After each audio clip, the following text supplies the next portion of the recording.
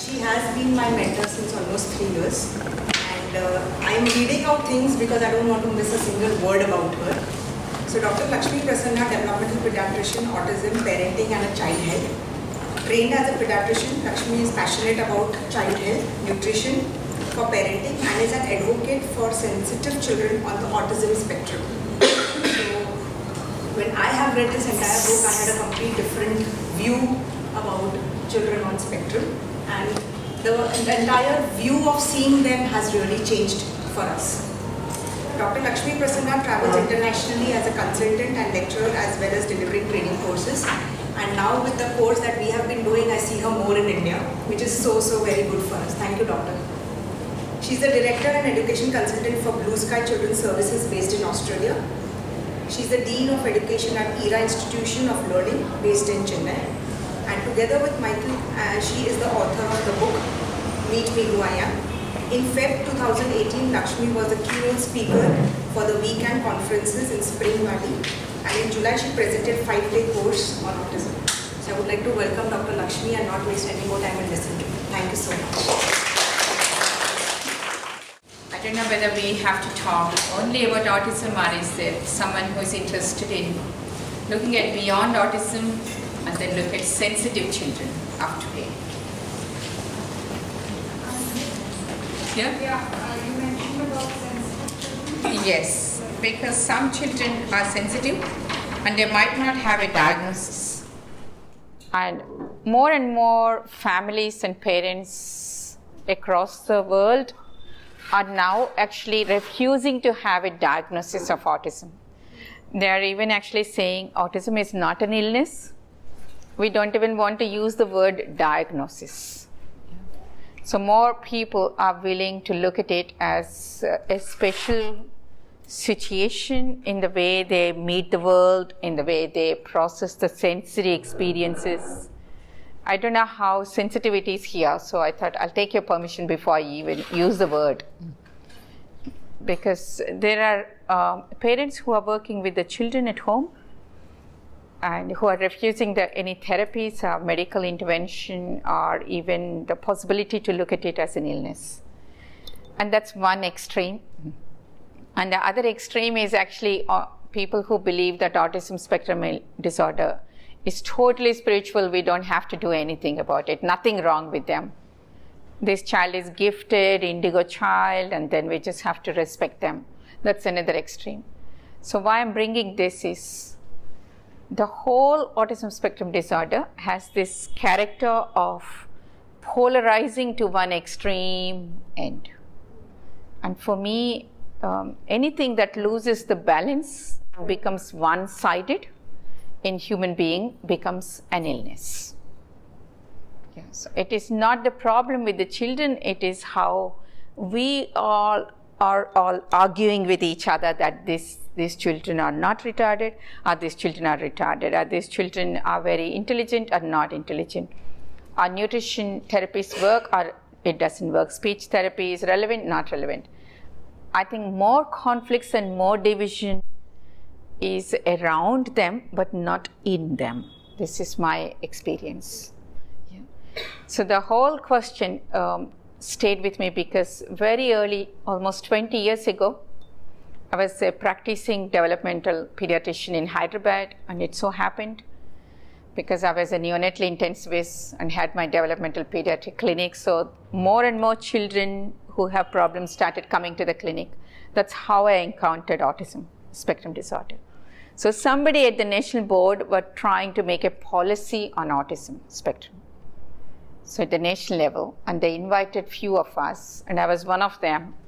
And the very first PowerPoint they showed was 70% of children in the spectrum are mentally retarded.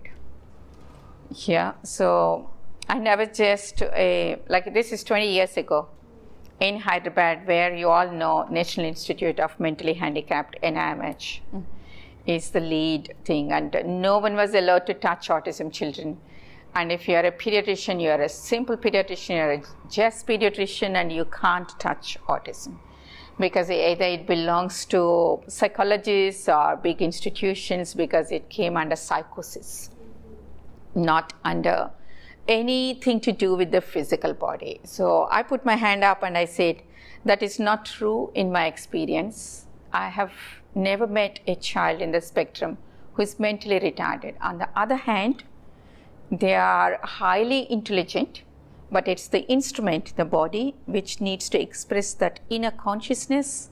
There is lack of harmony between them. This was my understanding. Looking at them with my little experience at that time. And by 10:30 in the morning, when there's coffee break, so 2 directors came to me and said, it was a 3-day conference. It was the day 1. They said, thank you for coming and thank you for your contribution. Now I think you're so busy, maybe you should go back to your clinic. Yeah. So this was my entry into whole autism spectrum disorder. Yeah. And then few parents came together and started took a room. In my hospital, I was running neonatal intensive care unit, and they started having their own work done, nothing to do with me. And I get a phone call from the lead pediatrician, a political leader, please close down your autism unit because I'm the autism specialist, you cannot work. So the whole care system around autism is politically dense and conflict ridden. So that's when I started working with the parents. And that's when I said, what happens if you make a circle around these children from variable professional capacities? So a doctor, a parent, a grandparent, a teacher, occupational therapist, speech therapist, music therapist, okay, and even teenagers who wanted to play games like hopscotch, yeah, and then little board games and little floor games, traditional games. This is what we created for the summer camp. And we started working together. So we called it Circle of Warmth around the child. All that we showed the child is actually there could be unity, there could be harmony across the differences. So this is one of the strong messages we wrote in the book. Okay, when we worked together, and it was not easy journey. And even writing the book was like between me and my co-author, Michael Kokkinos. He's physiotherapist, Greek, and from Australia. So everything I am not is he, and everything he's not is me. And he wanted to write a book, and I wanted to speak. Yeah, so reading, writing, polarity. Okay. So we just not do it. And then I said, it's not going to happen through me. You write a book, and then I'm walking away. So many arguments, many discussions. Finally, he asked questions, and I spoke, and then he recorded, and he wrote. Yeah, so that's how the book came. And then when you open the book, you can see actually one stream is going through this and my language and how I wrote and how he approached in his language. You can see. But then we really worked hard to show you can be different, but you can hold the space between you with love and interest for the child. So this is just not autism for me. This is the story of every child in today's world. So we are not having more separations of the families and more breakdown of the families because we are less capable of love, but because it is so. Okay, it's the part of the human evolution. More and more individualization, and more children are coming choosing that. They're actually checking that, and they either put this rift between parents and grandparents, between two parents, our parent and the teacher. So before we take a child into the school, we tell whole staff, okay, whatever happens, we agree to disagree. And then we work with this unity and love. And the more we worked with this way of looking, and the more we invited people to bring their different perceptive diagnostic pictures of the same child. And I'm quoting Rudolf Steiner, and the person who was behind the philosophy I follow, anthroposophy. He says, if you want to know any spiritual truth, you need to look for at least 12 minimum angles of the same thing. So if every child is a spiritual truth, then at least 12 people should look at this child and sit around this child to talk about the same child with different language, different pictures. One might say this child is highly spiritual, doesn't need any treatment. The other person might say, oh, this child is so retarded, I have all the programs and then I have everything to fix this child. And between these two polarities, there are other 10. This itself is a spectrum. So we created a spectrum of therapists. So one who sees these children all the time and then, no, this cannot happen again. And the other one who says, wow, what a beautiful spiritual child. And then he just broke this table, and then he sent one of the staff members to the emergency unit for suturing. So one could see meaning and purpose in every aggressive, bad, painful situation, and the other could see even in the most beautiful time, because this child is diagnosed with autism spectrum disorder, we have to do behavioral management. Everybody has to go through ABS. So we lived between polarities and we brought them together.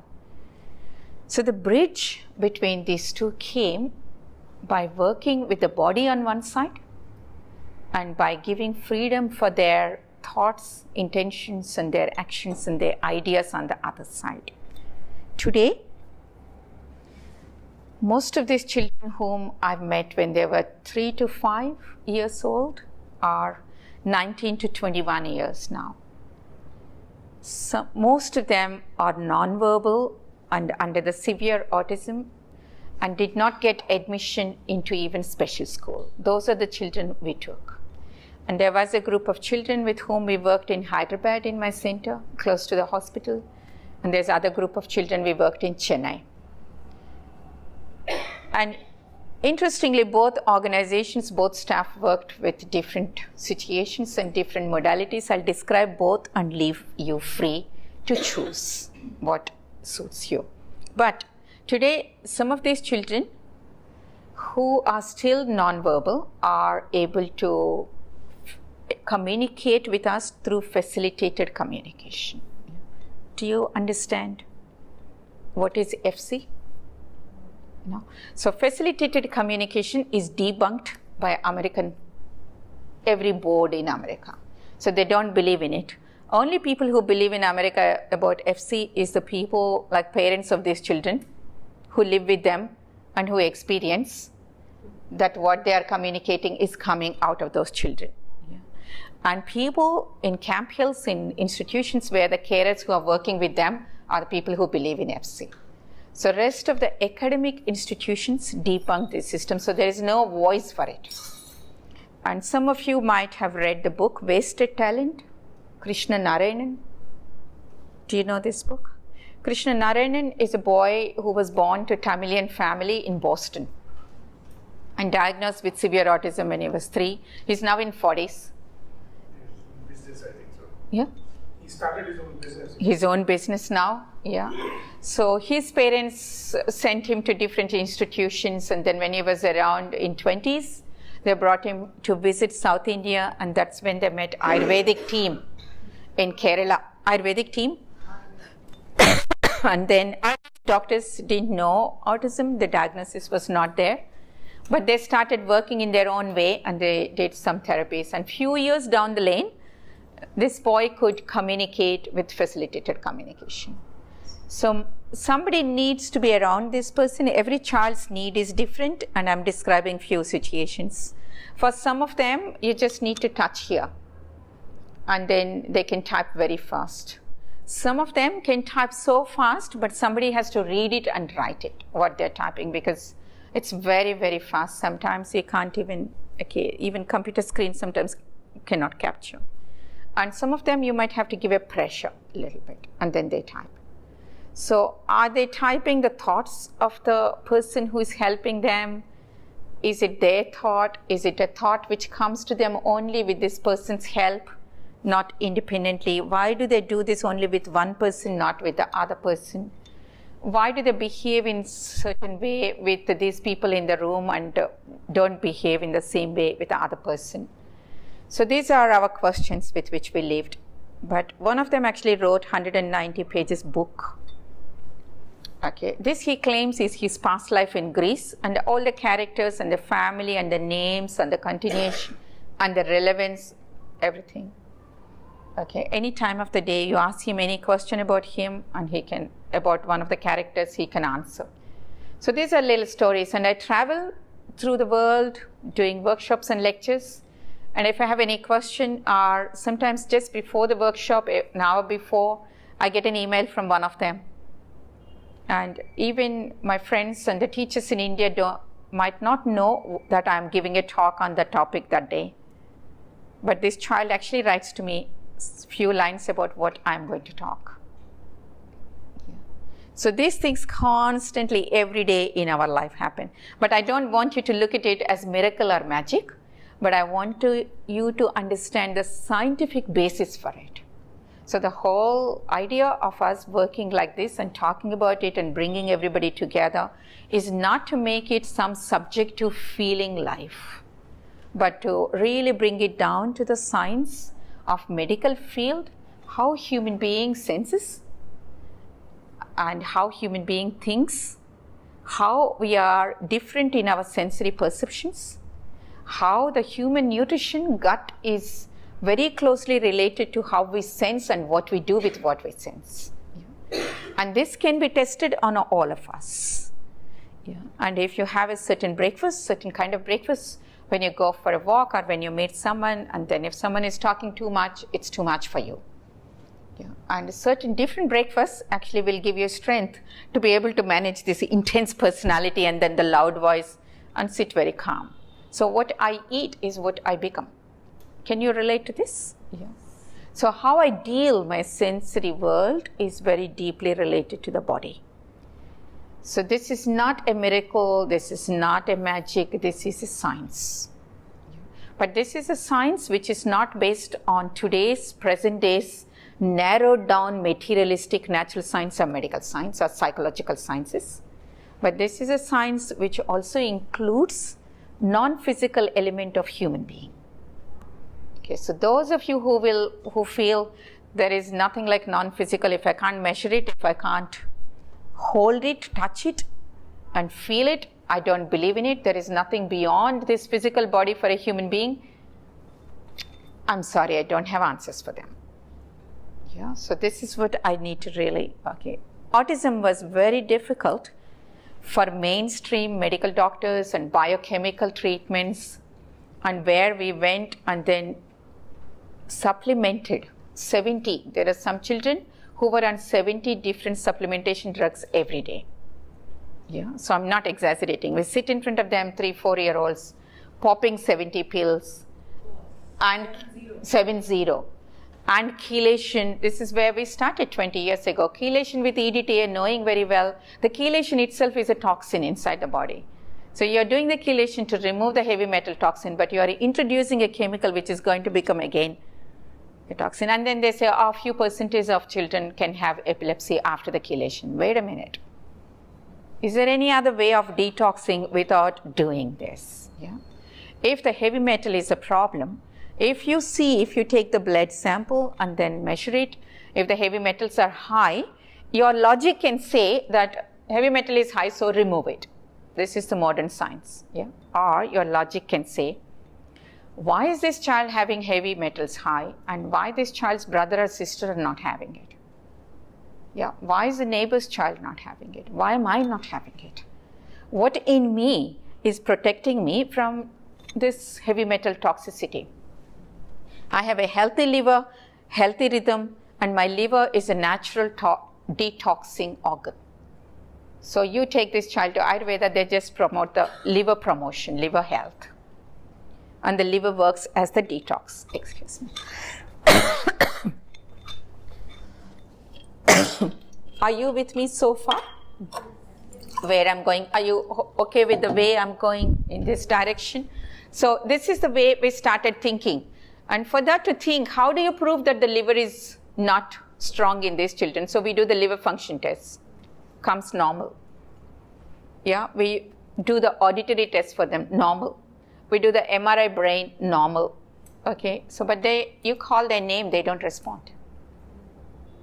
Yeah, so the auditory test is normal, but they don't respond. So why? So when they can hear, why they're not responding to their name? Why? How do I tell them that it is their name? So is it just the physical? So by default, we enter the non-physical from the physical.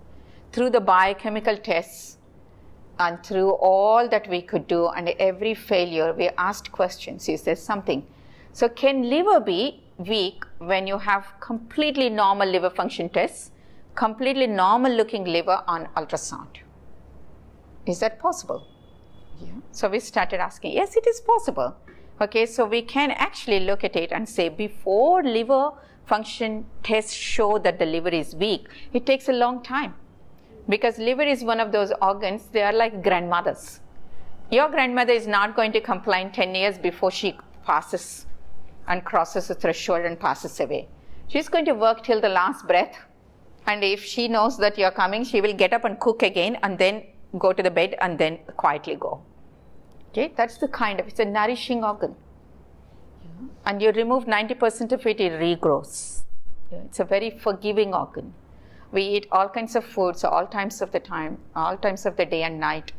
In Hyderabad, we have midnight biryanis, disturb the livers, but that, okay, it takes a lot for liver to say that I am not good. Yeah. It's a nourishing figure, it's mother figure, it's grandmother figure. So does that picture give a indication? So this is a big question. Can you support liver when liver function test is normal? Yeah. So most of us in India, we know live 52. Do you all know that? Did you all grow up saying if you look a little bit pale and if you're not putting on weight and your parents just pop? Okay, and then you go to a mainstream doctor and they say, please just don't listen to them and just pop in. And then it's a marketing strategy. You shouldn't do that. Do you all remember this? Yeah. So only what is physical is what I see. That means I have to wait till the disease comes and only then we work. Today's medicine is like when you have cancer, when you have a cancer cell, you come to me and then I treat. Wait a minute. Can you tell me pre-cancerous states? So that I don't even have to go into cancer. When you have a heart disease, when your heart infarction comes, come to us, we do a bypass surgery or angioplasty. Yeah. Okay, can you tell me how not to get into that situation? So now we are waking up to the lifestyle, we are waking up to the primary preventive, we're waking up to the super health models which are coming into India. So if you take the child development that way, do you wait for this person at 35, 40 to say, because I had this situation in my childhood, now I suffer from this? Yeah. How many of us live with each other in 30s and 40s and then look at each other and say, I wish your parents did something better on you. I don't have to deal with you as partner now. Yeah. Do you ever think like that? How many of you look at each other and then say, why did you not learn it before? And why am I dealing with this now? Okay, and then it's the same with me. My partner will look at me and say, what kind of parents you have? Did your dad not tell you that what a painful person you are? No, he always felt I'm always bringing joy and then beauty and then beautiful, and then I brought luck for him and joy for him, and then nobody ever told me that I could cause pain to anyone. I didn't see it on anybody's face. When it comes out of my partner, really? Yeah, is this me really? And then because there are a lot of truths which I don't know about myself, a lot of education which I don't receive. So that's my question now. Okay, do we label our children? Or do we say more and more children are coming whom we can't put into the boxes any longer and send them into the present education system and say, if you learn by 3.5 alphabets and numbers and write exam, and then you're a good child and you're a healthy child. Okay. It's not only child in the spectrum, more and more children are saying, no, thank you.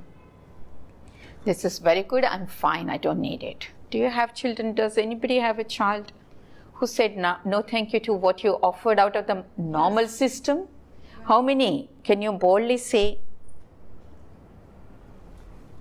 yeah, I've sent my firstborn child to a Catholic kindergarten. And by 3.5, she was supposed to write numbers, and then, do you know mirror imaging? So all the numbers she did the mirror. So parent-teacher meeting happens with 60 parents in the same room. Yeah, because they don't have time. 360 kindergarten children. So no one has time. And for me, I had all the time for my child.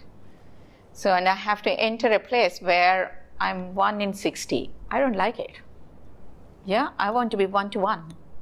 Because I only have one firstborn child and I only have one of this being who's so special for me. And this is not even 100%, 1000% for me. So, and then I was told, your child has a problem. No. First of all, she's not even supposed to come. She's coming, you should be happy.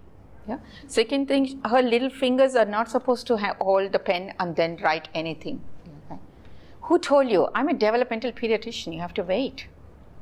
Okay, neurological system is still maturing, and then you have to wait. And then, no, you have to pray, God, she's not getting better. So every month I hear, and one day it's a Catholic kindergarten, and then I said, I do pray. I did pray. No, you have to pray Christ. I did pray Christ. That's how she came. Yeah, I also went to Catholic school. So now I can't go back and then tell him, sorry, you made a mistake.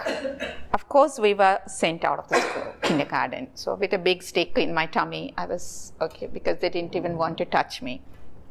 We were out. And that's how the first world of kindergarten came in this country. Yeah. Because I said, I'll start a school where people understand what is normal child development, where no one looks at 8-year-old who is happily writing B and D reverse. And then we look at them and we smile, how spiritual is this child? He still didn't come into the body. This is so sweet. Because every class 1 and 2 has at least 1 or 2 children who still happily sit and do. Yeah? And everybody reverses in their own style, not 2 children reversing. And I'm deeply interested in how they reverse. Because if you are coming in a helicopter down, if you still didn't land, and if you are looking at a form on the earth here, depending on in which plane you are flying into, from which height, which plane, which angle, you see the form. So I'm very interested by the way they write here, and I go where they are and look down and say, oh, is this where you are? Okay, let's draw together. Yeah, let's do a drawing. This is amazing. What's happening there in that plane? Yeah. So if you don't believe that there is no other world other than this and this is it, I'm a biological accident and then egg and sperm came together and I'm just a physical sheath and that's about it, yeah, then there is no more meaning, no more story to our children. Yeah. This is a land where every child who came was little Krishna for us. Yeah. This is a land where we felt our ancestors came back to us. This is a land where we still listen to the ancestors through our blood. Yeah. And this is a land where we believe in that this is not the only life. And we meet sudden stranger on the street and they say, I met you somewhere, sorry, this is the first time I'm coming to this street and this city. And then, I don't mean this life, I met you somewhere. You look very familiar. Okay? This is something, a common knowledge with which we all, but we are disconnected and these children come back and they are now reconnecting to us. Can you look at me as a person who's choosing to come a little bit slower than what you would like to? Yeah. And also choosing to ask uncompromised situations in my environment to come and occupy this body. One of the uncompromised situations they asked is food. It is not what we gave, it is from where we got it and who cooked it and who brought it into the school campus. So more than 50% of our earnings in the school which we started went to the cook. Yeah. So we established a kitchen and then we actually brought our grains from tribal communities where they don't sell the grain. Yeah. So we gave them organic seeds, ragi, the black millet, and they grew, and then at the harvest time they took whatever they need for the tribal community, remaining the bags of it, they put it outside. And we picked them up and we left some money and some seeds and came back because they didn't want to touch the money and trade it. Yeah. So we actually took them to pure nourishment where there is no transaction. There is no intellectualization, no money transaction, no power, no politics. Pure, nourishing, loving space. How would you love to invite little Krishna if he comes? You're not going to tell him, if I buy cheese for you, butter for you, it's very expensive, so I brought not so good, but not so bad, and then an average one. And the rates are going up, and then so we need to think about future, and then so just, okay, no. I'll get the best milk and the best cream and the best butter, and then I make it, and then I give it. Yeah. Doesn't matter. And if there is nothing, I'll tell him, I'll teach him how to steal it from every house and then eat it. Yeah.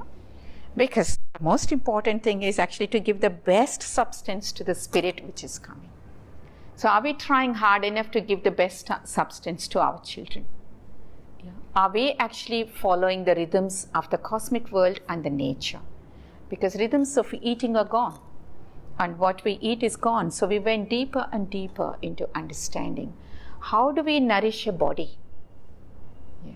If this body needs to be hosted by this uncompromising spirit, the more we worked with the nourishment, the more we worked with this kind of relationships amongst the staff, and the more we established a system where there is no rush for the academic orientation or studies. The first 2 to 3 years of the school, many parents came, they said, we are paying so much, all that our children are doing is they come, eat, go to the toilet and change the clothes and then play in the sand and come back home.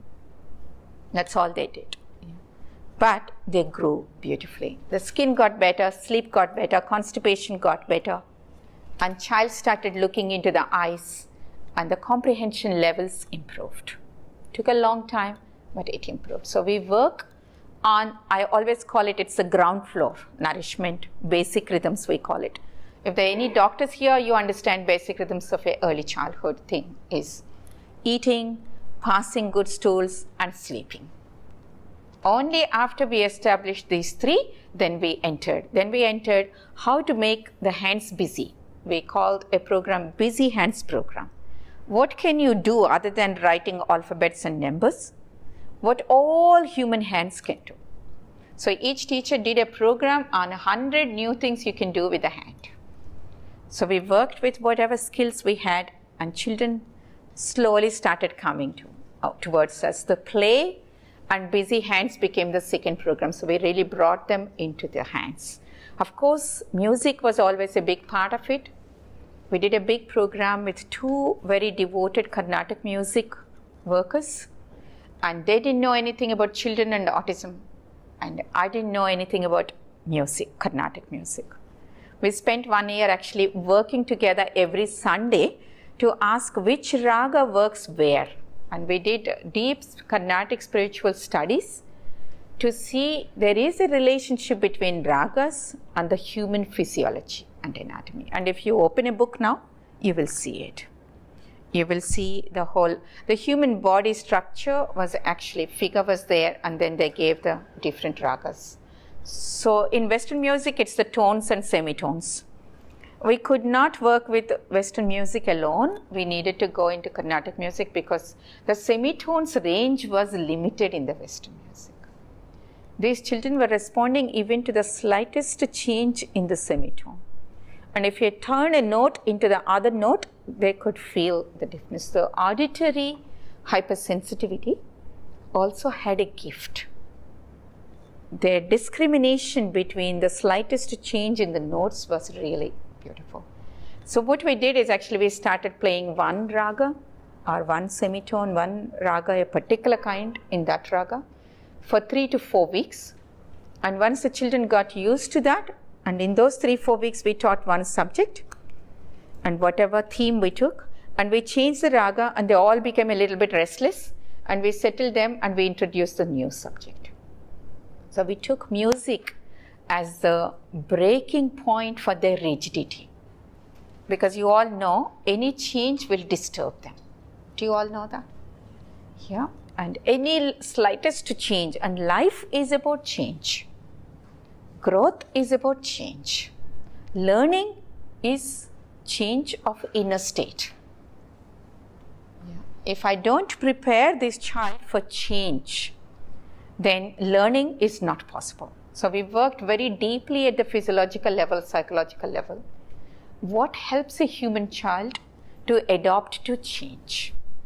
What brings them out of this fixation? They have real fixed, rigid heads. How many of you know this? Experience this slight change in the rhythm, slight change in how you cook and what you cook and where you put the table and what bowl you use and what spoon you use, enough to Okay, throw everything out. And then you can say that this is a behavioral problem, or you can say wait. Okay, the same rigidity which is in the head, we brought it to the gut. Yeah. So we had the same breakfast, same lunch, same dinner, same time, same bowl, same spoon, same face in front of me, and same table. And this opened, with the music in middle. So this picture of closed head and leaky gut, open gut. You heard about leaky gut syndrome? The gut was leaking and open. So we changed it into closed gut, open head. How nice it is to live with an open head child. He's open to listen, to negotiate, to sit with them and tell a story. I really wanted to go out with you to the park and play, but then Mama needs to stay at home today. Tomorrow, we'll go to the park. This you can do with so many children, but not these children.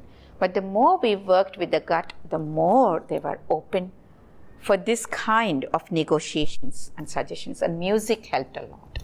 And we worked, of course, with the clay and the music and art therapy, painting, and a very special kind of artwork, painting. We use the wet paper and a wet paint. Okay, and that really helped. We wet the paper, and paper which is strong enough to be wet, which doesn't tear. And then we take as big as possible the brush and then take one color and just stroke it. And it's amazing, not only for them. How many of you as teachers and parents enjoyed it? How many of you did? Yeah, that's an amazing experience to do that. Yeah. So it's not about form, it's not about what I painted. It is about actually the inner experience of this. I just put it, and magic. Magic happens when it, and when it dries, more magic happens. So we worked with the colors, tones, textures, touch, and all this. I'm calling it sensory integration, but you can call it whatever you want to call it. It could be the soul food for the child. And some loved music more, some loved percussion more, some loved vocal more, some loved working with the clay more, some loved painting more, but all of them did everything till they were 14, 15. Only then we gave them a choice to choose one or two things. We watched them carefully.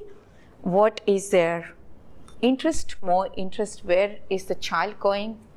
And then we took that, either painting and sports, outside, outdoor sports, or skating, or little bit alphabets and academics by the time, and music, different. Mathematics and music. So we brought one or two subjects together, and then we called it pre-vocational training. Some of them with that actually came back to the academics and did academics, and some could not. So we took them through those lines. So this is our very brief short story. I really condensed it of 20 years of research and work, and which is still ongoing, but I want to open it for the questions. Okay.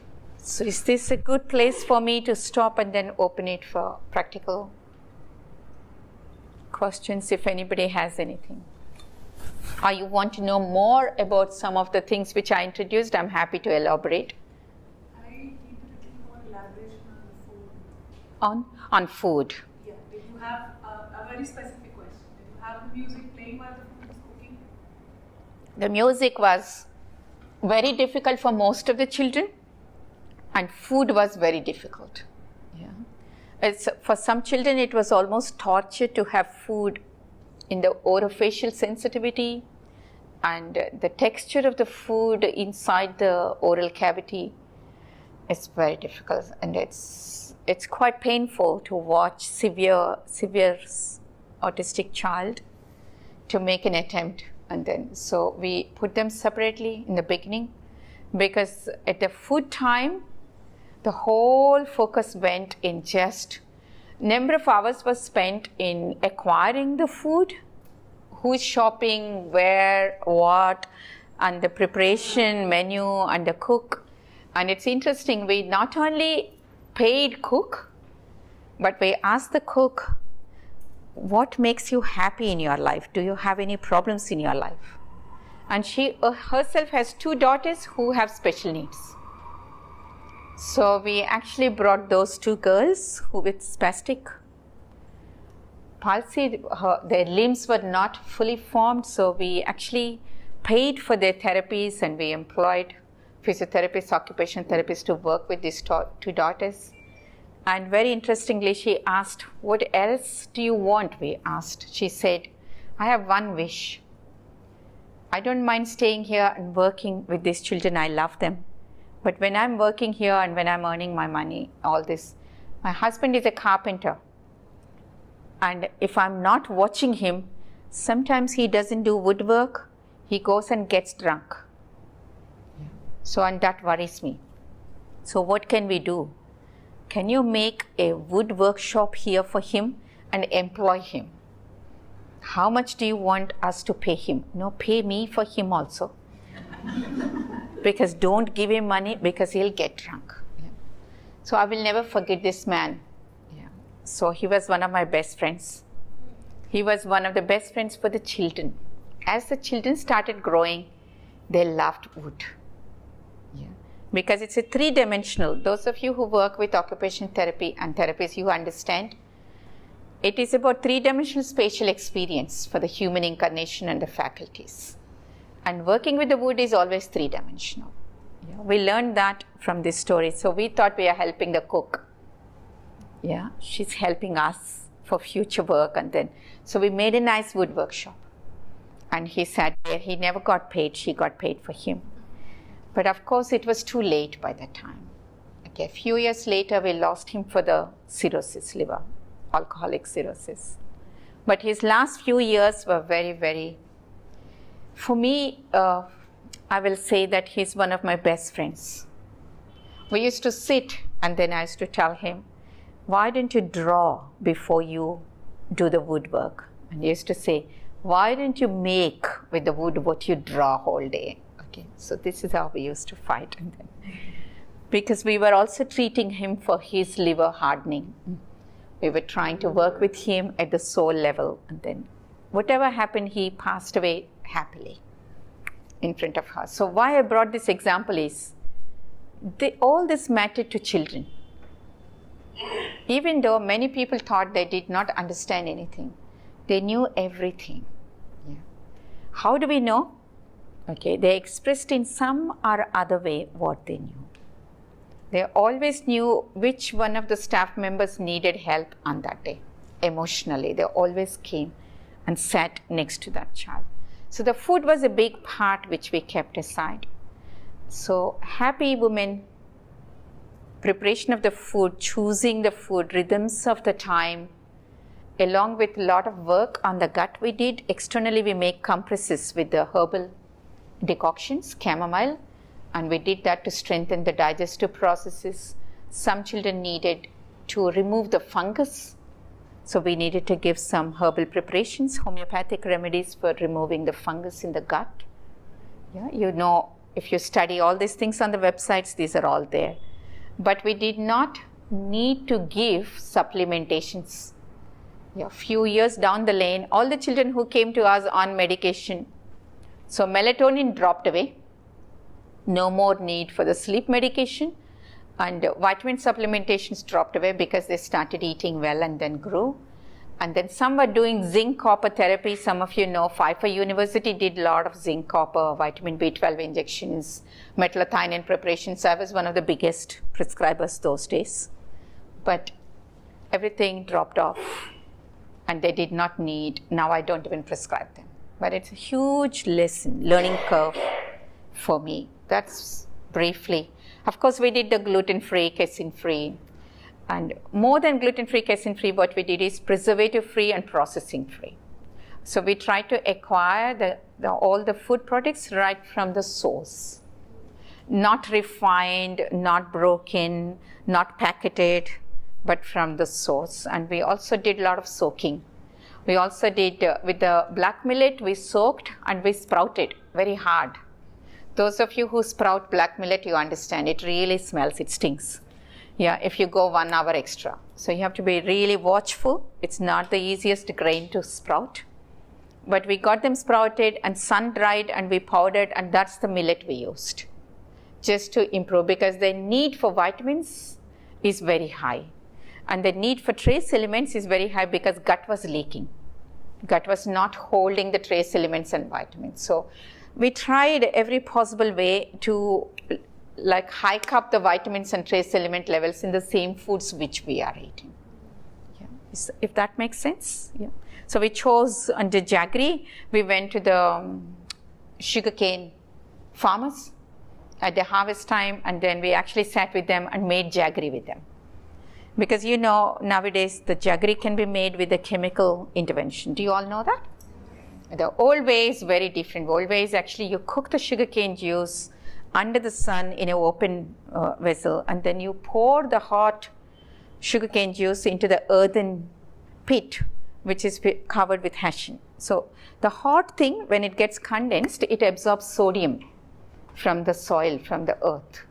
And this is what actually made the jaggery. So this helped many children. Did it cure autism? No. It opened windows. And then the therapies worked. Yeah. And when therapies worked, they could hold the result of the positive result of the therapy because of the nutritional support. Does that make sense what I said? Yeah. So those of you who are working with your children and therapists, you know, you get really frustrated, you do some work and they develop a skill and it's lost very fast. How many of you experienced it? It's very frustrating. And they don't lose it if you support the digestive tract and liver. Liver is the organ which gives the skill or the possibility to hold a newly acquired skill. Yeah. Even for us, those of you who feel that I get motivated and then I do it for 6 weeks and then I lose it. Yeah, I go for jogging and then weight loss for 6 weeks and then I lose it. And then again I have to restart again whole thing, and then how many of you feel that? So this is bipolar, isn't it? When I'm high, when I'm low, okay? So bipolar is nothing but a normal soul condition, human condition, which is not held by the liver. In a normal, healthy physical body where there is strong liver forces, my soul fluctuations can be held in balance. That's it, as simple as that. So we, not only autism, in diagnosis of bipolar, we don't medicate, we work with the liver and the digestive tract. So the retention of the new faculty improved, then the learning curve. Yeah. But then we left them free. Do you want to learn? Because they did not need to learn anything, they knew everything. Yeah. It took 5 minutes for a child to write all the alphabets and fill up the whole book and throw the book on teacher's face and walk out to play in the rain. He never once sat in the classroom and learnt any alphabet. Okay, in 5 minutes he did. When it came, it came. We didn't teach them everything like we teach other children. It's all inside. And I work with verbal children, Asperger's. Do you know this condition, verbal children? And I work with them. One 13-year-old girl, she plays the flute in Australia. So she called me for a tea party and she said, I have 3 songs to play for you. She played 3 songs. And at the end of the 3 songs, I said, you want to play one more? She said, it is there, but it's still not coming out. And then her mom got upset. She said, that's because you're not coming for any more lessons. Yeah. This daughter said, I don't have to learn anymore. You have to just get that 4th one here. It just got stuck out. Yeah. And the mother is a piano teacher. Yeah, music teacher. And she said, that is not how we do the lessons. I have 4th song on which you need to learn. And she said, that's why I stopped, because my 4th song and your 4th song is not the same. Awesome. Yeah, this is what. But mother didn't understand. Yeah, there was no language in me. I still don't have the capacity to say these things which I'm telling you. Yeah, to rest of the world. Maybe you all will develop that language and tell the world. Because I'm still struggling. What language do I use to what I experience? Because when I'm in the room, this child is different.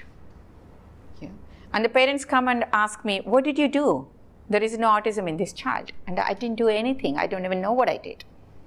Yeah. But I learned it is me who is bringing that out of that child. Or it is me who is not bringing that out of that child. Is that giving a picture to you? Yeah. So we did this whole exercise to see what in nutrition is related to our behavior and our soul. And our nutritional program also has great influence on sleep. You understand this? And it also has great influence on how much refrain or control you have on your limb movement, because they cannot control their limbs. And when this changes, and that came, and of course, and they go to the therapist and they learn so many beautiful things. But before, they want to learn, but they are not able to tell the hand, what to do. And then even if they know inside, the communication between my inner life and my hand, this wiring is not there. And that came with the nutritional program. Is it child-specific diet plan or? Yes. Yeah. How do you? Yes. Child will have its own needs. So is it with time you try to? Yeah. Try to. Yeah. Because my child eats everything. Yeah. He eats everything. He has no problem eating anything. Yeah. Yeah. It's not problem in eating. It is actually observing what the food is doing to you. Yeah. And there are some things which we did same for all children, like timing of the breakfast and lunch and dinner. Yeah, choosing a certain carbohydrate compared to the other carbohydrate, like choosing millet to wheat. Yeah, avoiding white flour, maida, avoiding processed preserved food. That's for every child. Yeah, but individual program we actually did with the parents' permission, step by step. Because it's not only what you give, it's also what happens around the food and shopping and cooking and serving and at the table, and the whole culture of nutrition as the spiritual board meeting at home. That's where we met each other. And not only the children, it's the parents who changed, teachers changed, staff changed, everyone changed with this. So it's not physical food alone. So I will put it this way, every journey was very unique. And even though I do the same thing, it's not the chart which I wrote, it is a journey we made together. Yeah. Do you understand this? A meal shared. Okay, we ate all kinds of foods last 3 days, and then I was laughing and I said, in Mumbai, if I eat street food, nothing happens. Yeah, if I had the same food in Hyderabad streets by this time, I would have been sick. Yeah, I was one of those sensitive children, okay, who could not eat anything at all. By 39, when they tested me for a medical illness, only thing I could eat according to the doctors was raw cabbage leaf. Yeah. So I eat very carefully. Yeah. But last 3 days people saw me eating. Okay. And 2 people took me on Mumbai Darshan, and then I ate everything. And then today morning it was a miracle. I woke up. I said, something lives here in this city, like archangel, somebody who is responsible for food digestion must be here. So it depends on the family, tradition, environment, energy, what lives between us. That is what changed. That is really what changed. Am I making sense to you? Yeah. It's just not food, because we're all very consciously eating now compared to 50 years ago. And we have better access to better food now. We know so much more about food. 20 years ago, whatever is there, we needed to eat. And so much of fertilizers. Sorry, what food you were getting 20 years ago was much better than what you're getting now. Yeah. Yeah, but you have access if you want.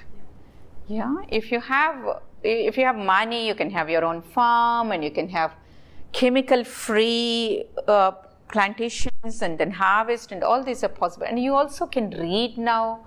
You have so much knowledge now. But where are we? Yeah. And we are more exercise conscious, but we are suffering more and more. And there's something, I call it warmth body. Yeah. Only human being can give to the other human being. I don't know how many of you understand the language I'm speaking. When you eat with certain people, when you sleep in the house with certain people, you wake up different in your body. Yeah, do you understand this? And I don't know what to call it. I call it warmth body. Human beings give warmth to each other. Yeah. At the table, we are giving warmth to each other. There are no mobile phones and no televisions. And then televisions came into the dining table, food and television at the same time. Because eating food is a meditative process.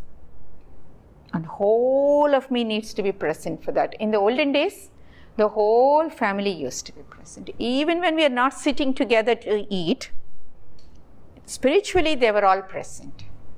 Even when all children were served in summer vacation by grandmother, whole of her was there in preparation, in anticipation, and in serving. And then even when she's doing other work in the corner of the kitchen, a part of her was here. Do you understand what I'm speaking about? This is what we bring, the joy of nourishment, warmth of nourishment. Not only warmth as hot food, but warmth in the soul. Human beings are related, connected to each other.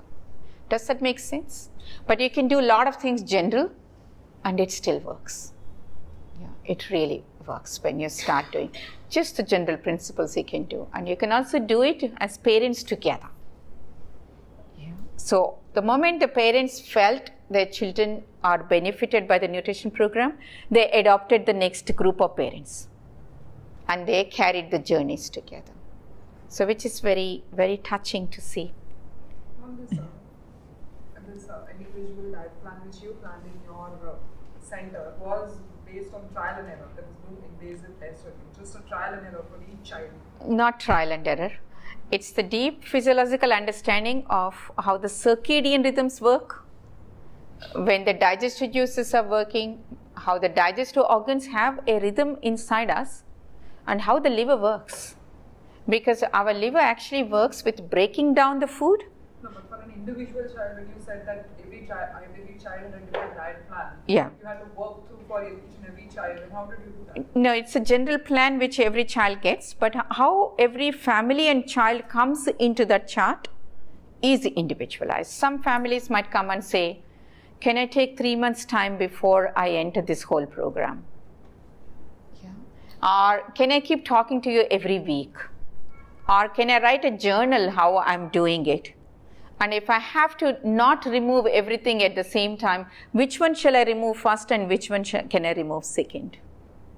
Yeah. Can you help me to reach this plan?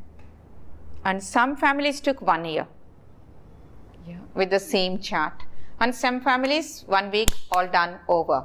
Thank you very much, Dr. Lakshmi. We don't need you. And we are going to tell the rest of the families. So this is where the individualization happens. Gluten-free and casein-free diet applicable to every child? Every child. And we did for the whole family. Yeah. And this, when we did for the whole family, and where we could not do for the whole family, typically a Punjabi family, we can't do that. Yeah. So we went to the whole wheat, whole meal wheat, and we talked to the parents. If you have to give up milk, how difficult it is. If you have to give up maida, how difficult it is. If you have to give up processed bread, how difficult it is. So we moved from processed to the whole meal. So making a chapati, which is actually the wheat which you acquire, and then how you make it into the wheat flour, and then how you knead it, and how you make the fresh thing, and can you make it with some half millet and half wheat. Yeah. So with total respect to the culture, with total not removing the joy of it, yeah, not compromising on the fun and joy of eating, okay, because the whole food is about joy and the fun and really having the pleasure of eating. So very gentle we do. Specific, like for my kid, I stopped completely meat, I stopped completely casein, everything, milk products. But after 6 months, I observed she used to complain every day about leg cramps in the night. Yeah. I took to every doctor, everyone was saying that this is something muscle cramps, or they gave all the medications, I used everything, that doesn't. Yeah. Again I started milk, and with within 15 days, I can see change in my kid. Absolutely. Their transfer system. Yeah, because calcium. So that's why we introduce millet. No, she has already she is taking that millet Yeah. in the morning and evening, Yeah. both the times. And introduce other foods and the timing, because it is not removing gluten and casein. That's why I said it is not what the content, it's not the substance which you are removing or adding. And we didn't even talk about removing. We actually talked about what shall we give. So there have been a subset of children who might have not, you must have introduced gluten or casein and still they were okay. Yeah. You did introduce that, Yeah. or you never introduced? No, they actually, some of them didn't even go on gluten free. They were okay. But we added so many other things. We tried, we gave them a choice. Some could not come traditionally, culturally, family wise. It's okay. It is not something which you need to do. It is not the only one which is working. But it is something which worked. Yeah, which worked for the next step more easily. Children who went on gluten-free, casein-free, preservative-free, processed-free, sugar-free are the ones who moved quick compared to children who do. So the children who can't remove gluten, we worked with the other methodologies a little bit more intense. We might have given them more herbal preparations for the digestive strengthening. We might have given them more compresses on the stomach every night. We might have given them a special oil to massage their feet a little bit more. And some children ate puri once a week, because these boys wrote to us saying, if I don't eat puri, I cannot be a normal human being. Okay, this is the language they used to write. And then, so, okay, Wednesday morning puri. So Tuesday afternoon, we used to give him a nice chamomile compress. And then Wednesday morning puri breakfast, and Wednesday evening, afternoon in the school, we give him a nice massage for the feet, another compress, and send a mother with a little thing so that he doesn't suffer from tummy ache or he doesn't suffer from constipation. Because constipation is one of the most annoying things for many of these children. Yeah, do you understand? As long as constipation is not happening, sleep disturbances are not happening. Yeah, because our intention is not to remove food. Our intention is to give food which helps the child to live in a healthy, normal way. The intention is not removing. Forget that removing word. Okay, ask the word, what food can I give which helps the child to pass stools better and to sleep better and to socially behave better. Yeah. Sleep better only I wanted to ask, because sleep affects the whole thing, what we are trying to do. So some nutrition or something, some ideas. Yeah. The mom. Sound sleep. Yes. How well I digest food, that well I sleep. Yeah, even for us, for all of us. And sometimes I digest food, but I did not digest what happened in the day. Something happened which made me unhappy, or somebody was upset, or something unpleasant happened. I did not digest the day, so I can't sleep. So whole sleep is about digesting the food, digesting the sensory environment. Too much noise, whole day too much noise. I go home, I'm tired, but I can't sleep. Do you experience that? Yeah, and you go for a movie which affects you deeply, and you are very tired, and you ate right food, and you go to the bed and you do all right things. You can't sleep because the movie was very disturbing for you. Yeah. So sensory experiences also need to be digested. So it is not as simple as remove the wheat, everything is going to be fine. So what is he eating, what is he doing in the daytime, and what sensory experiences he's having, what kind of environment he's there. That's why I gave the example of Mumbai. In this environment, that food was all right. And if I take the same food somewhere else, it's not all right. So what is right for that day, for that environment, for that child? And as they grew older and they started becoming more and more focused in their classroom situations, then we started reintroducing. But we asked the family, what is it that you want to give your child now in the reintroduction? Some parents said, we don't ever want to go back to the previous ways of eating. As a family, we are all very happy. We are never going to miss anything that you asked us not to give. Some families said, can we give a watermelon? Can we give a banana? Can we give mango? Can we give curd rice? I still remember one Tamilian grandmother put a condition, 1 year I give my child You have to make him all right. Otherwise, I'm going to start everything back. I said, you can't start everything back. Choose one. She said, thair sadam, curd rice. Yeah. Because you don't eat thair sadam, you don't give it to your grandchild, that means you're really not treating your grandchild well for Tamilians. Yeah.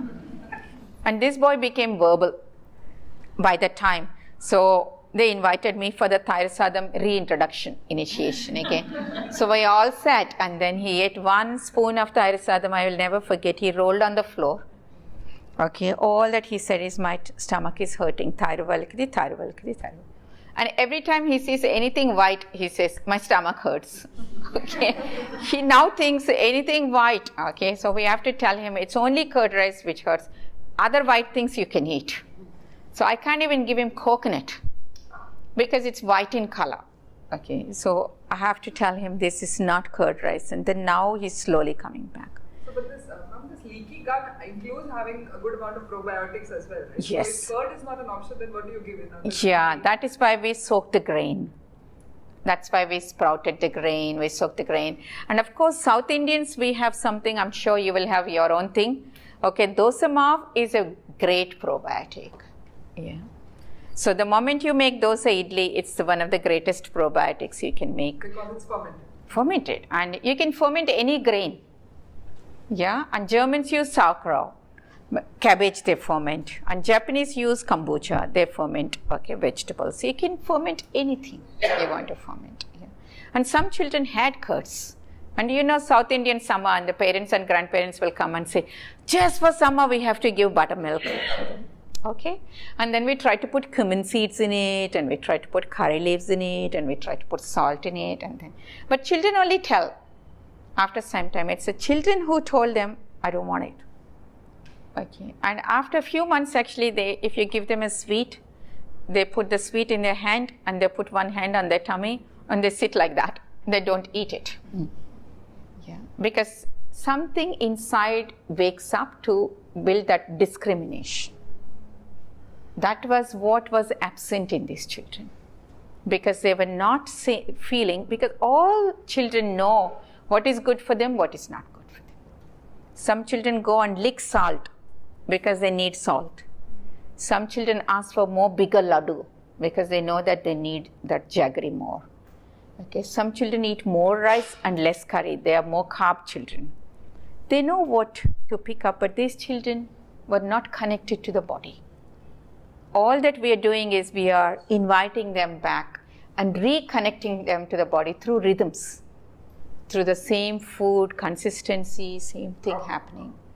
How do you really, as a parent, I'm not as aware of the situation as you are, how do you really say that the gut is leaking? Yeah. How do I know? Yeah. That's a very, very good question.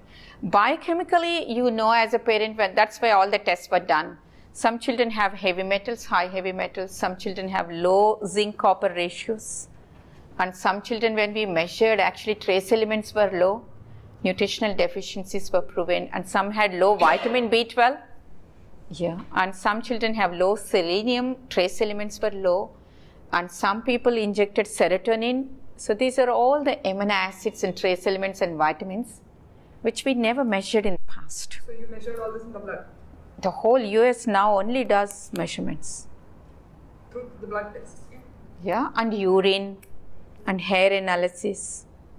Yeah, you can do many different analysis. We don't have to, because now we know by looking at a child's behavior and also by doing certain nutritional programs, the behavior changes. What more evidence do you need? Yeah. If I am feeling every morning by 10:30 a little headache, and if I suddenly, my friend says, you're not eating proper breakfast. Okay, why don't you try proper breakfast? And I start eating proper breakfast, my headache is gone. Do I have to do a test? Yeah. Logical. Relating this to this. Yeah.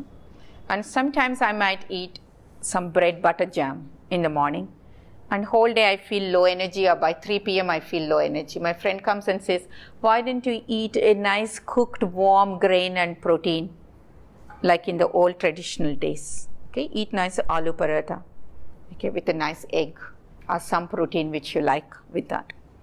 Yeah, and drink some buttermilk in between, and by 3 o'clock you don't have that. I listen. And if it works or not, I will know.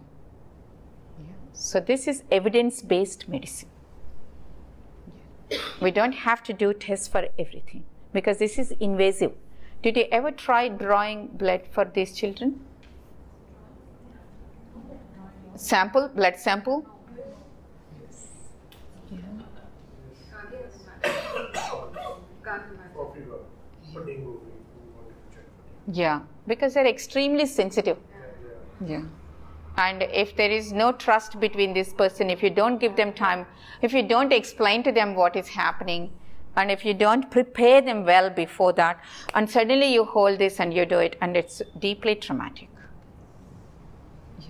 Because they don't even know how to connect to people, and then you hold them down and you do it, and then do you understand what happens to these children? So we need to ask how gentle I could be. If there's a sensitive child, what does that mean? We have to become sensitive to their sensitivities. Yeah. We can't just tell them, just get over it and I'll do desensitization program on you. Yeah. And if you are sensitive, are you all sensitive in some area in your life? And how do you feel if somebody comes and tells you, just get over this? Look at everybody else, how nicely they are doing it. Why can't you just learn and do it? Go for 10 days Vipassana and then do some program and then just get over it. Yeah? Because in my sensitivity is my destiny gift. Yeah, that is why I preserve my sensitivity. If you love someone, you have to care for them with their sensitivity, understanding their sensitivity. My father had extreme sensitivity to the sound, and I still remember how we all walked in the house. Okay, very gentle, very quiet. And I love anklets which make sound. Okay, so I used to wear them and then outside the gate remove, put in the bag and then go. Yeah, and then with all the pain, I never felt bad to do that because we love him. We love him and we want him to have a good sleep, and we never told him just get over it.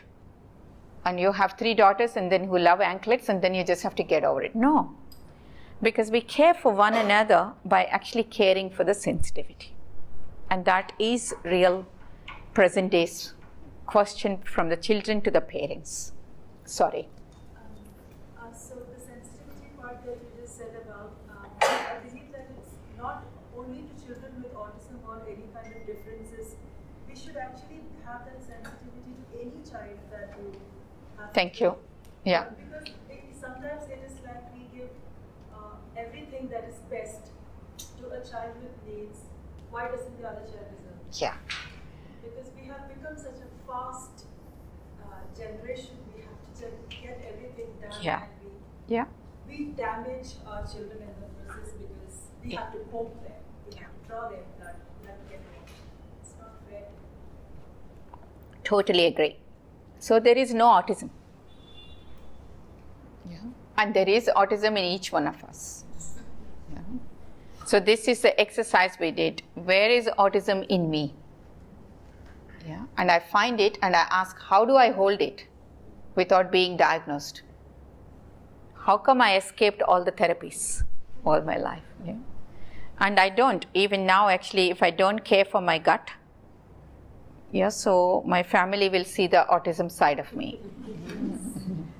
I just want to divert the discussion. I'm a speech therapist by profession. I have a kid coming to me. She's around 3.5. The 2 developmental pediatricians are fighting against each other whether the child has Rett syndrome. It's a tiny little girl, and I really get frustrated because if I'm talking to a particular pediatrician on a particular day, I see her as a Rett child. If I don't, I've talked to the other pediatrician who doesn't see her as a Rett child, I see the child that way. So I'm really confused to an extent that I'm really disturbed. I haven't seen the child for long because I genuinely get disturbed seeing her. So Yeah. I don't know how to handle the situation. But does your therapy change whether it is Rex or not? My whole interaction changes with her. As I said, perception that we're talking about, if Yeah. I talk to the developmental pediatrician who thinks she's a Rett syndrome, I immediately start seeing those things. You know, it's a human perception. Yeah. So, So what's her name? sorry? What is her name? Ananya. Why didn't you just say Ananya? Why do you have to see? Okay, do you read people who wrote about their autism? I am not autism. Yeah, come behind the autism and then you will meet me. Yeah. I am not autism. I am Lakshmi with some sensitivities, and if you want to meet me, you come behind the screen of this diagnosis, and it's good that they both are fighting. Leave them to fight. Yeah, but they're not going to help the child, but then you can help. You can help if you meet Ananya. Who are you? Who are you, Ananya? Just meet, open your heart and meet her. Yeah, and that's all we do, because we don't meet the syndromes, we don't meet the diagnosis. And if somebody tells this speech therapist is very annoying and then she's very, very pig-headed and rigid, and if I come and meet you like that, I will only meet that. Yeah, and if somebody tells me about that, and I'll be very interested, I want to go and meet her. And then I also know who she is, who calls you this. It's not only you, but then I need to have enough discrimination. And I come into the meeting and then I meet you. And the whole theme today is meet me who I am, autism. So one of these children wrote a poem to the teacher. So meet me who I am when I'm in good moods and bad moods, and when I'm like this, when I'm like this, when I'm like this, when I'm like that, when I'm like that. But this is all who I am. I am not autism. Yeah. Sometimes you see me happy, sometimes you see me painting, sometimes you see me breaking necks. Sometimes you see me killing everyone. Sometimes you see me quietly in the corner feeling regret for all the damage I did. Yeah, all this is me. The whole of this. In a way, each one of us is that. Yeah. If we are truly, truly, truly open ourselves, we have everything in us. But we somehow manage to hide it. And somehow for a few hours in the social life, we manage it. And when we can't manage it, it comes out in our relationships with our children, with partners, with the co-workers. Okay, and these two pediatricians fighting, don't you think they need a diagnosis? Yeah? So which pediatrician, okay, is fighting? Because as pediatricians, we know that no two pediatricians will have the same diagnosis on the child at any time. How did they forget? We have to diagnose them. Why are they fighting? They should celebrate each other. Oh, you don't agree with me? Great. That means you are a real pediatrician. Yeah. We never agree with each other. We agree not to agree. Yeah, we are always, and that is where actually the strength is. You can make it conflict or you can make it strength. Yeah. In our differences, we celebrate. Every child who is coming today is sensitive. Every child is coming with this individual consciousness. Please look at me for who I am. Please remove the glasses, change the glasses, make new glasses, and look at me for who I am. And the ones who listen to you and who don't make your life difficult, you call them normal. Okay? And the ones you don't understand and you don't have glasses to look at them, you call them difficult. And if you can't even have any possibility to look at this child and understand in life, you put a label, okay, and from which they can't come out. This label is actually for us, so that I can be very comfortable. And I do give the labels, because some of the parents get help if there is a label. They get state funds, and they get therapists, and they get a teacher who can help them. All these things happen if you have a diagnosis. So I do give diagnosis if it helps the family and children. And I do give diagnosis if it is going to change the therapy. Yeah. I do the test, medical tests, only based on the medical tests if I'm going to change my program. Yeah. Whether zinc level is low or not, anyhow I'm going to give the food which is rich in zinc. Why should I do the test? Whether liver function test is normal or not, anyhow I'm going to do this because I know this will help. Yeah. Whether there is intolerance or not, and I'm one of the classical examples. For a long time, no doctor could find out that I'm allergic to this or that, because my body masks. Your body compensates. Okay. And they have to wait 39 years to say, oh, you have celiac disease, oh, you have this, and oh, you have that. But I know that. Okay. My dad knew that I'm a sensitive child and you have to be careful. So what big thing this diagnosis will do? After multiple bone marrows and colonoscopies? Nothing. Yeah. So at the end of it, what they said is, your diagnosis doesn't have any treatment. Okay, thank you very much. Yeah. So, but then I treat myself. You change the orientation and everything changes. So I'm not against medical tests, I'm not against medical doctors, I'm not against therapies, I'm not against medication. I'm saying that alone is not enough for our sensitive children today. They are coming with a strong message. Look, see, like you said, each one of us have a very specific sensitivity. Not only children, we all have it. The most caring thing you can do for your best friend is to make the cup of tea exactly how she wants and give it in the cup exactly what she loves to drink with, and the exact amount, not one drop less, one drop more. So you think about that person, you empathize with that person, you become that person, and you make it for that person. And that's what we do with the sensory environment. Someone is coming, I'll change the curtains. I'll wear a different clothes because my friend likes to see me in these clothes. Yeah. So does that make sense to you? So somewhere we need to close. Somebody tell me. We take the last question. Yeah. There are two hands, right? Who has questions? Can you please put up the hand one? Yeah. You both. Yeah, please. No, please go. Both of you go. So I wanted to ask about the masking part. You just mentioned how the body tends to mask some of the effects. So I'm linking that with what you said previously about food is digestive and the environment is also digestive. I'm thinking about a few kids that I work with when I ask you this question. So in some of these children, they have a diagnosis autism. However, they are high functioning and they are in my regular school. And I see behavior that I see today may not repeat tomorrow. Something that I consider as a difference today or a lack today, tomorrow I see that lack in a different way. Yeah. Okay, so I have this question. So I'm like, with this child, my relationship with him has to be like my relationship with a shifting sand. I have to tune myself as it comes. But sometimes I wonder why it is like that. So when you mentioned this, I wanted to ask you, is there a reason behind the masking? Yeah. What I want to show today at this moment to you is different from what I want to show. And what I want to show.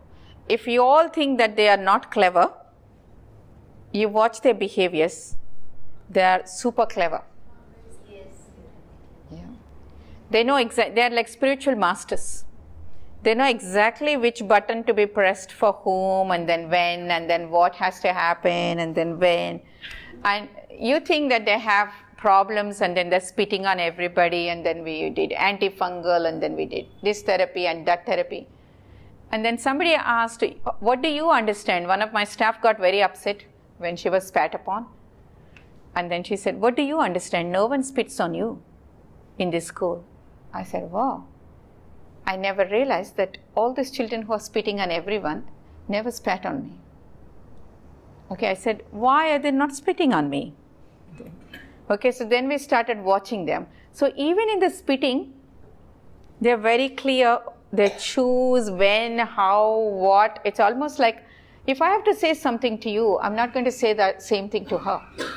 That's specific. That's where we wrote this chapter on behavior as language. Yeah. So if you now go back to this child and ask, what if this child is super clever, which is beyond me, and I'm not getting him, can I get? Yeah. So you actually become more and more and more intelligent with them. So if you are looking down and searching for them here, you don't find them.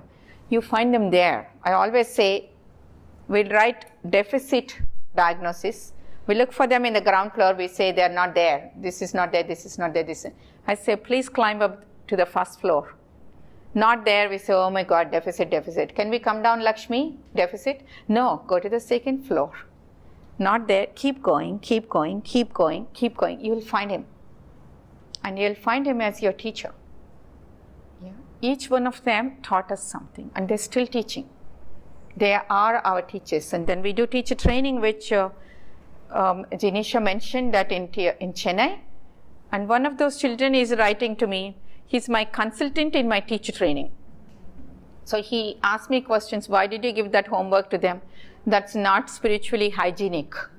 You talk about spiritual hygiene, how can you give that homework? And then, so this is what they are our teachers. But I'm not saying that he's perfect. He's my teacher in one area. You said so beautifully. In one area, there is deficit. So he's saying, in this area, I can give you this. But in the other area, I need your help. Yeah. So he might need help to be able to sit or to be able to wipe the floor where he's spitting constantly when he's giving me advice. Non-judgmental support. Yeah. But he's also giving something. This exchange, is it acceptable for me? Is what you all are free. If you say that I cannot accept this, okay, work with it. If you say that's all right, I'm getting something and you are doing something, and our tolerance levels are different as parents, as carers, as therapists. That's why we had many. Each one of us gave something and received something. But without receiving, you cannot give them. First, you need to receive something. They are bringing some gifts to us. Their hands are full. They can't take anything. First, you have to ask, what did you bring for me? Patience, understanding, proper way of looking at you.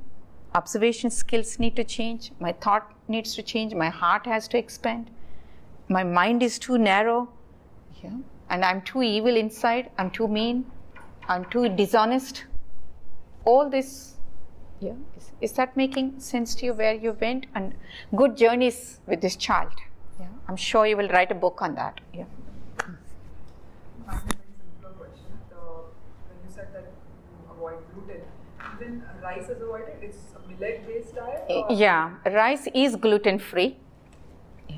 Except when you go for the black long grain glutinous rice, which is anyhow we don't use in India. Most of the rice is gluten-free.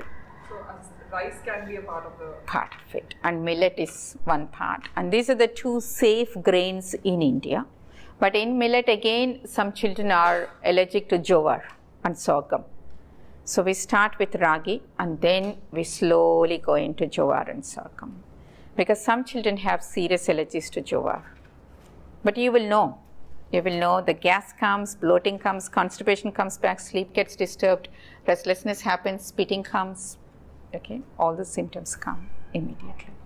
That's the only symptoms, right? When you know that these are the things. But if you're very sensitive mother or therapist, you sit next to your child, yeah, you know whether this is happening or not. Don't you? Yeah.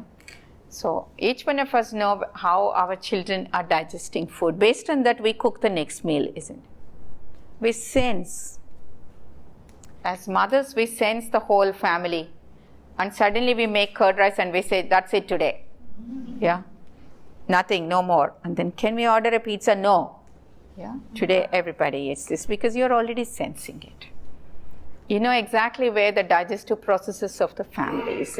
So this wisdom which was there naturally, effortlessly, now we are getting it out of knowing it. Nothing wrong, because we can't go back. We have to go forward and we have to reinvent it in a new way. Through intellectual, scientific research, we are coming back to that way of sensing. How do I sense? How did this happen? How did my grandmother know what to give us? Yeah. And how do I connect back to that wisdom, but intellectually? Is that giving a picture to you? Thank you so much for listening. And I don't know how much sense it made to you, but thanks for organizing and all the work Reading Tree did. And the questions.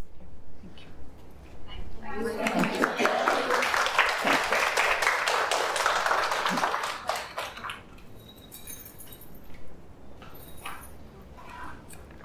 You want me to tell about the book? Okay. I didn't understand that. So this is the book. If anybody interested, you can have a look at it. And then we leave it on the table. You can. Yeah, there are copies to buy. And then. So this is not, guide. This is a journey which we made. And your journey might be different. And I hope everybody writes their own stories and their own books. But every journey has something for everybody. Every biographical journey has something for each one of us to learn from. So with that hope we wrote, and the title came from this boy Prasad, who is a great poet and then still working with us.